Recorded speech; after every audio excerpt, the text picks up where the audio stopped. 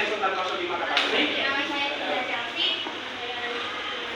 Sekian perkenalan singkat dari kelompok kami. Sekarang kami akan memulai mempresentasikan sejarah kerajaan Medan Kamulan yang akan dimulai dari sejarah berdirinya kerajaan Medan Kamulan. Nah, sejarah kerajaan Medan Kamulan ini sangat berkaitan dengan kerajaan Mataram kuno yang dimana pada awalnya itu terletak di Jawa Tengah lalu dipindahkan ke Jawa Timur dengan adanya penyebab akibat yaitu letusan gunung berapi dan bencana alam lainnya. Tetapi bukan hanya itu saja, melainkan karena adanya serangan dari kerajaan-kerajaan lain yaitu Kerajaan Sriwijaya yang mendirikan kerajaan Medan Kamulan ini yaitu adalah si Empu Seluruh pada abad ke-10 Masehi. Dan selanjutnya itu adalah latar belakang peristiwa kerajaan Medan Kamulan. Seperti yang kalian lihat di sini, kerajaan Mataram kuno ini runtuh akibat letusan gunung berapi sama bencana alam lainnya serta dari serangan kerajaan Sriwijaya. Nah, untuk menghindari ancaman tersebut, Empu Seluruh ini pun memindahkan pusat pemerintahannya ke Jawa Timur, yang dimana daerah tersebut lebih aman dan subur untuk pertaniannya. Dan di sanalah ia juga mendirikan kerajaan baru yaitu kerajaan Medan Kamulan, yang ia memberikan nama ibu kota tersebut yaitu Watugaloh, atau kalau kalian tahu nama tempatnya itu adalah di Jombang, Kabupaten Jombang. Selanjutnya itu adalah kronologi peristiwa ini ada 5. Yang pertama yaitu adalah kerajaan Medan Kamulan berdirinya itu sudah saya jelaskan sebelumnya, yaitu didirikan oleh Empu Seluruh pada abad ke-10 Masehi yang dilanjutkan kerajaan Mataram kuno. Dan yang kedua itu adalah serangan Sriwijaya, yaitu pada tahun 1006 ini kerajaan Sriwijaya ini bekerja sama dengan kerajaan Wurawari untuk menyerang kerajaan Medan Kamulan pada saat pernikahan Putri Dharma Wangsa dengan Airlangga yang menyebabkan kehancuran besar pada saat itu. Yang ketiga itu adalah keruntuhan Medan Kamulan. Akibat serangan tersebut, kerajaan Medan Kamulan ini pun runtuh, yang terbunuhnya Dharma Wangsa pada saat itu. Nah, apa yang terjadi dengan Airlangga? Airlangga ini pergi ke hutan melarikan diri untuk menyusun kembali rencananya, dan memperkuat pasukannya serta kekuatannya. Dan yang keempat itu adalah pembagian wilayah. Airlangga ini setelah berhasil mengambil kembali wilayahnya, dia membagi kerajaannya yaitu menjadi Janggala dan Kediri agar untuk menghindari perebutan kekuasaannya. Dan yang kelima itu adalah pemindahan pusat pemerintahan. Jadi sebelum Airlangga ini membagi kerajaannya, dia terlebih dahulu memindahkan ibu kotanya ke Kahuripan, yang dimana agar lebih strategis dalam pusat pemerintahannya, mengelola pusat pemerintahannya serta pertahanannya. Selanjutnya itu adalah tokoh-tokoh penting yang akan dilanjutkan oleh Cece. Silakan. Yang pertama itu ada Musindo. Musindo ini adalah pendiri dari kerajaan Medan Kamulan yaitu pada abad ke-10 Masehi, di mana dia itu memimpin kerajaan selama 20 tahun yaitu dari 929 Masehi sampai 949 Masehi. Lalu Musindo juga memindahkan pusat pemerintahannya dari Mataram kuno di Jawa Tengah ke Jawa Timur. Musindo juga mendirikan dinasti baru yaitu dinasti Isyana. Dan Musindo mendapatkan gelar Sri Maharaja Raketino Sri Isyana Wikrama Dharmadika. Lalu yang kedua itu ada Sri Isyana Tunggawijaya. Sri Isyana Tunggawijaya ini merupakan putri dari Empu Seluruh. Dia memerintah kerajaan Medan setelah ayahnya. Tapi ia dibantu oleh suaminya yaitu yang bernama Sri Lokapala yang merupakan bangsawan dari Bali. Yang ketiga itu adalah Sri Makutawang Sadarwana, yaitu dia memiliki 2 seorang anak yaitu Mahendra Datta dan Dharma Wangsa Teguh. Yang keempat adalah Dharma Wangsa Teguh. Dia menggantikan ayahnya Sri Makutawang Sadarwana sebagai raja kerajaan Medan dan berusaha meningkatkan kesejahteraan rakyat dengan meningkatkan pertanian dan perdagangan, mencoba melawan serangan kerajaan Sriwijaya, namun ia saat itu masih belum cukup kuat dan akibatnya dia pun terbunuh saat diserang pasukan Wurawari.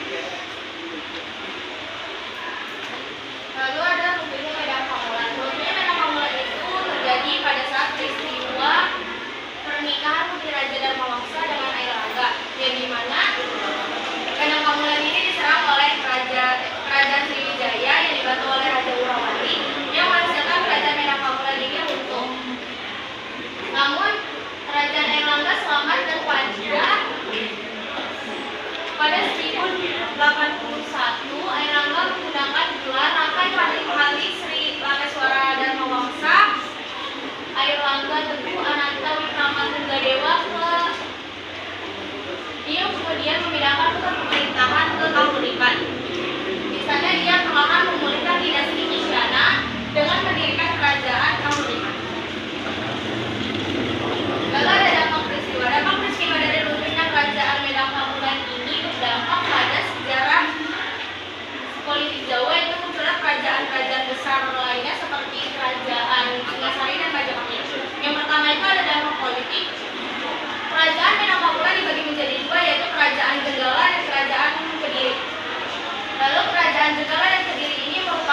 berbakal dari kerajaan-kerajaan besar, yaitu seperti kerajaan Singasari dan Majapahit. Yang kedua itu adalah dampak sosial.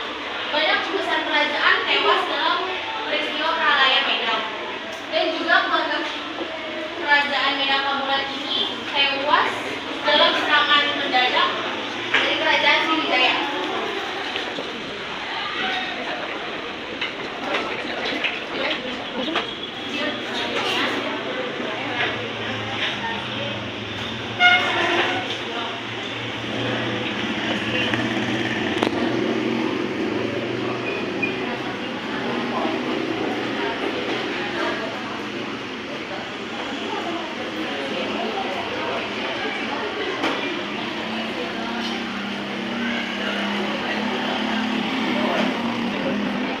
Lalu ada kesimpulan, kerajaan Medan Kamulan ini merupakan kelanjutan dari kerajaan Mataram kuno yang awalnya ada di Jawa Tengah, tapi ia berpindah ke Jawa Timur. Dan pendirinya itu Empu Sido, yang dipimpin oleh Dharma Wangsa Teguh, lalu Airlangga. Runtuh akibat serangan dari Sriwijaya yang dibantu oleh Raja Purwodadi. Jadi beginilah hasil presentasi kelompok kali ini. Namun sebelum kami mempresentasikannya, kami akan membuka sesi pertanyaan yang dimana kita akan memberikan 3 kesempatan buat kalian yang ingin bertanya. Untuk sesi pertanyaan ini saya akan menyerahkan kepada Cecep. Di sini, apakah ada yang ingin bertanya? Saya hitung ya.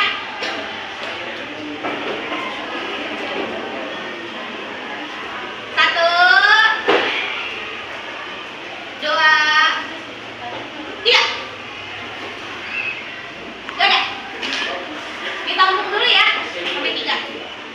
Lanjut ya, lanjut. 1, 2, 3. Aurel. Lanjut, satu lagi. 3, 2, 1. April.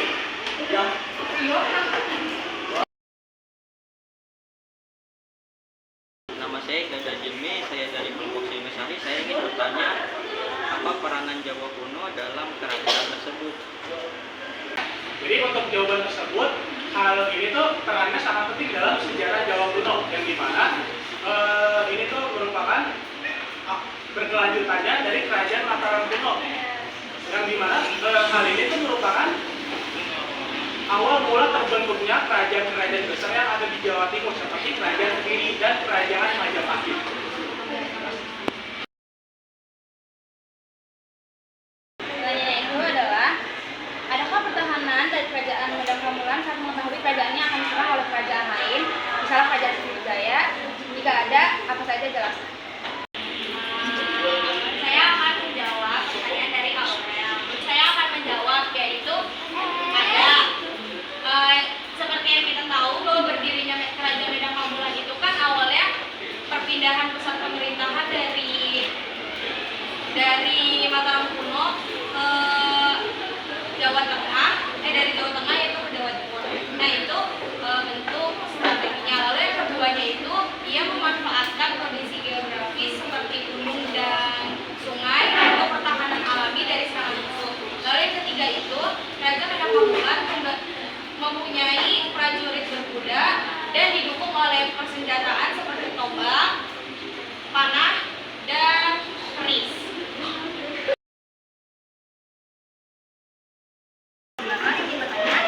Kan di dalam PP tersebut, Empu Sido memindahkan kerajaan Mataram kuno ke Jawa Timur kan ya.